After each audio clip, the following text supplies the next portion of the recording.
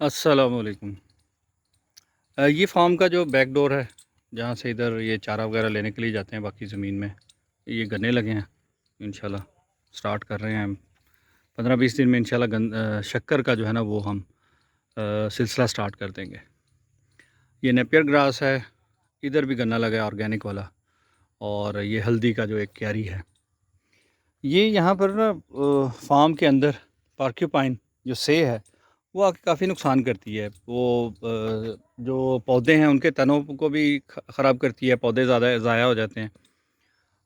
باقی فروٹ جو ہے لگے ہوئے، جیسے اس وقت وہاں پر حلوہ کدو ہے، اسے اکثر پرابلم ہو جاتی ہے، کوئی نہ کوئی وہ خراب کر جاتی ہے آ کے۔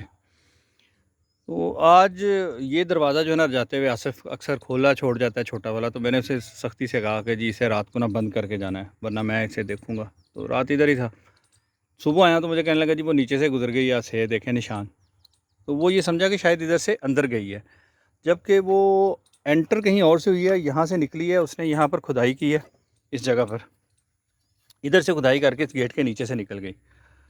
تو اب ظاہر ہے ہم چاہتے ہیں کہ مار دیں، ختم کر دیں، لیکن مارنا ہی ہر چیز کا حل نہیں ہوتا۔ ہم اگر اپنے آپ کو سیکیور کریں، ایک یہاں پر ہے پانی کے لیے جگہ رکھی ہے، جو بارش کا پانی یہاں سے باہر نکلتا ہے، یہاں سے آنے کا ڈر تھا اس کا، تو یہ لکڑیوں سے ہم نے بند کر دیا۔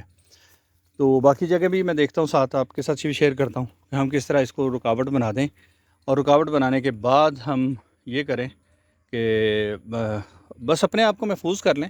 ہمیں ضرور اس کو مار کے ہمیں کیا ملنا ہے۔ کبھی تو غصہ آتا ہے کہ جب نقصان ہوتا ہے کہ جی گن لائیں اور جناب شوٹ کر دیں رات بیٹھ کے، لیکن پھر یہ ہوتا ہے کہ جانور ہیں، انہوں نے بھی تو یہیں رہنا ہے۔ یا سب سے زیادہ مجھے غصہ آیا تھا جب وہ بلے نے بکریاں، مرغیاں اور خرگوش جو ہیں وہ کر دیے تھے، ضائع کر دیے تھے۔ تو اس وقت مجھے بڑا تھا کہ چلیں ان کو شوٹ کر دیا جائے اس کو، لیکن یہ بھی بڑا حوصلہ چاہیے، یہ مشکل ہو جاتا ہے۔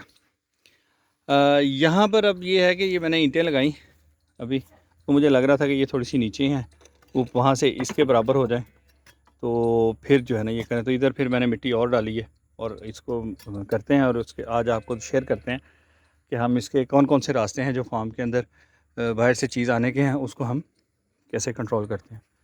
اور گجرات سے فیاض صاحب ہیں، وہ مجھے آج فون آیا تھا فیاض بھائی کا کہ جی آپ نے ڈنڈا بڑا زبردست پکڑا ہوتا ہے۔ تو فیاض بھائی یہ اوزار ہیں، یہ وحید لے کے آیا تھا وہاں سے انگلینڈ سے، تو ان کی یہ بہت کام کے ہیں، یہ ڈیفرنٹ شیپ کے ہیں اور بڑے کام دیتے ہیں۔